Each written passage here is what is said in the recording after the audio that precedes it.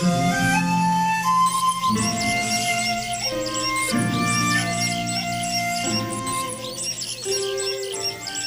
The lord.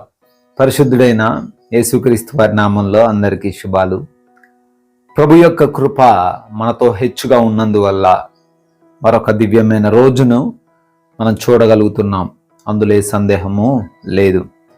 దేవుడిచ్చిన ఈ రోజులో ఆయన యొక్క వాక్యంతో ఈ రోజును ప్రారంభించాలి.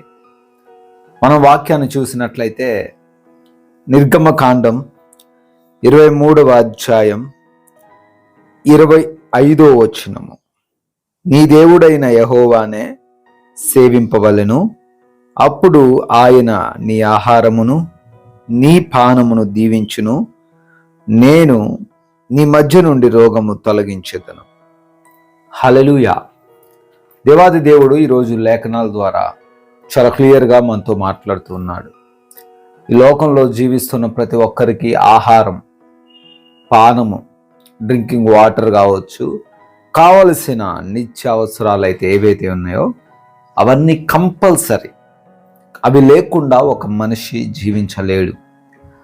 ఈ లోకంలో వాళ్ళు ఏ పని చేసినప్పటికీ వాళ్ళు ఖచ్చితంగా ఆహారం కోసమే కదా. ఎన్నో పనులు చేసినా వాళ్ళు చివరికి ఆహారం కోసమే కదండి, పొట్టకూటి కోసమే కదండి మీ పనులు చేసేది అని చెప్తూ ఉంటారు. సో అటువంటి ఆహారమును దేవుడు దీవిస్తానంటున్నాడు. అదేవిధంగా దేవుడు ఇంకొక వాగ్దానం చేస్తున్నాడు. నీ మధ్య నుంచి రోగమును ఏం చేస్తాను అంటున్నాడు, తొలగిస్తాను అంటున్నాడు. హల్లెలూయా. ఈరోజు నా ప్రియమైన సహోదరి సహోదరులారా, మీరు ఒకవేళ కావలసినటువంటి అవసరతలు లేక ఈరోజు బాధపడుతున్నారేమో, ఒకవేళ కావలసినటువంటి కనీస వసతులు లేక ఈరోజు జీవిస్తున్నారేమో, ప్రభు మాట్లాడుతూ ఉన్నాడు. ఈరోజు నీకు అవి ఇవ్వడానికి నేను సిద్ధంగా ఉన్నాను, నిన్ను దీవించడానికి నేను సిద్ధంగా ఉన్నాను. అదేవిధంగా నువ్వు అనారోగ్యంతో ఈరోజు బాధపడుతున్నావు కదా, వ్యాధి బాధలతో నువ్వు ఈరోజు బాధపడుతున్నావు కదా, ఆ వ్యాధిని నీ నుండి తొలగించబోతున్నాను. హల్లెలూయా. What kind of situations you are facing today, ఎటువంటి భయంకరమైన పరిస్థితులు ఈరోజు నువ్వు ఎదుర్కొంటున్నప్పటికీ దేవుడు దాని నుంచి నీకు విడుదల ఇవ్వబోతున్నాడు. ఆమేన్. అయితే దానికి ఒక కండిషన్ దేవుడు పెట్టాడు. ఏంటి ఆ కండిషన్ అంటే, మీరెవరిని సేవించాలి అనే వాక్యం సెలవిస్తుంది అంటే, మీరు మీ దేవుడైన యెహోవాను మాత్రమే ఏం చేయాలా, సేవించాలి. ఎవరిని సేవిస్తున్నావు ఈరోజు?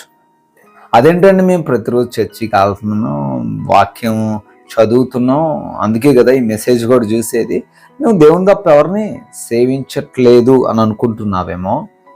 కానీ దేవుణ్ణి కాకను ఇంకెవరినో సేవిస్తున్నావు. ఈరోజు మనుషులను సేవిస్తున్నావు, మనుషుల వైపు చూస్తున్నావు, మనుషుల సహాయం కోసం వెంపర్లాడుతున్నావు.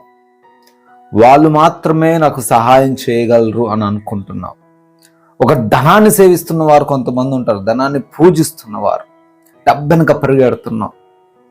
లేదా కొంతమంది వారికున్న బంగ్లాని, ఇంటిని ప్రేమిస్తూ ఉంటారు, వారికున్న వాహనాన్ని ప్రేమిస్తూ ఉంటారు. ఎవరిని సేవిస్తున్నావు? పుట్ గాడ్ ఫస్ట్ అంటాడు భక్తుడు. అంటే దేవుణ్ణి మొదటగా నువ్వేం చేయాలా, పెట్టాలి.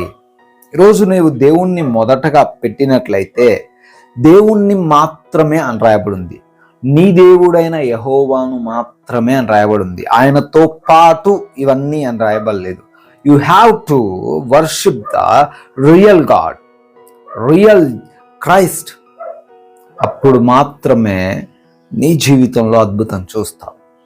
ఒకవేళ ఈ రోజున పరిస్థితులను బట్టి, పరిస్థితులకు లొంగిపోయి, ఉద్యోగంలో ఉన్న పరిస్థితులకు లొంగిపోయి, కుటుంబంలో ఉన్న పరిస్థితులకు లొంగిపోయి తలంచాల్సి వచ్చి వేరే ఆరాధనలు, వేరే వర్షిప్లు ఏమైనా చేస్తున్నావేమో, దేవుడు నీతోనే మాట్లాడుతూ ఉన్నాడు. నీవు నన్ను మాత్రమే సేవించిన ఎడల నేను నిన్ను బ్లెస్ చేస్తాను, నీ ఆహారాన్ని బ్లెస్ చేస్తాను, నీకు సమృద్ధిని ఇస్తానంటున్నాడు, నీ అనారోగ్యం నుంచి విడిపిస్తానంటున్నాడు. ఈరోజు దేవుడు నీకు ఇస్తున్న వాగ్దానం, ఖచ్చితముగా దేవుడి ద్వారా దీవింపబడతావు. సహోదరి సహోదరుడా, దేవుని మాత్రమే ఈ రోజు నుంచి సేవించు. దేవుని మాత్రమే పూజించు, ఆయన మాత్రమే మొదటి ప్లేస్లో నువ్వు పెట్టగలిగితే ఖచ్చితంగా నువ్వు అద్భుతం చూస్తావు. ఈ మాటలను బట్టి జీవించు. ప్రార్థిస్తాను. కృపా సత్య సంపూర్ణుడా, అవునయ్యా, మిమ్మల్ని సేవించిన యెడల అద్భుతం చేస్తాను అంటున్నారు, ఆశీర్వదిస్తాను అంటున్నారు. అందును బట్టి స్తుతులు. ఈ సమయంలో ప్రార్థనలు ఏకీభవిస్తున్న ఏ బిడ్డ అయితే సామాన్యమైన కావలసిన అవసరతలు లేకుండా కూడా జీవిస్తున్నారేమో సమృద్ధిని దయచేయండి. అనారోగ్యంతో ఉంటున్నారేమో వారి నుంచి ఆ అనారోగ్యాన్ని తీసివేయండి. శక్తితో వారిని నింపండి. ఆర్థిక కష్టాల నుంచి విడిపించండి. కుటుంబ సమస్యల నుంచి విడిపించండి. ప్రార్థిస్తున్నాం ప్రభువా, ఈరోజున ప్రతి విషయంలో కూడా మీరు తోడై ఉండి వారందరినీ కాపాడి రక్షించమని నజరేయుడైన యేసు నామములో ఈ ప్రార్థన అడిగి వేడుకొని పొందుకొని ఉన్నాం తండ్రి. Amen. May God bless you all. దేవుడు మిమ్మల్ని దీవించును గాక.